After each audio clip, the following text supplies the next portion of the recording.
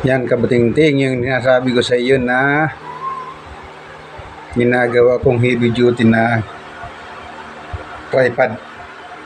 Yan o. Meron pang spotlight. Spotlight pa. Ang troubleshoot. Yan.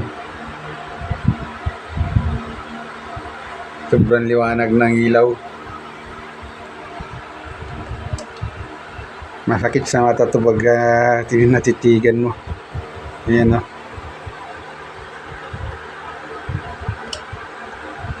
Tapos andun yung cellphone niya nalalagay. Yan.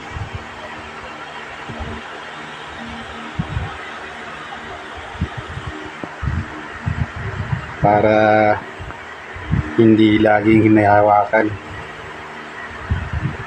Kailangan may holder.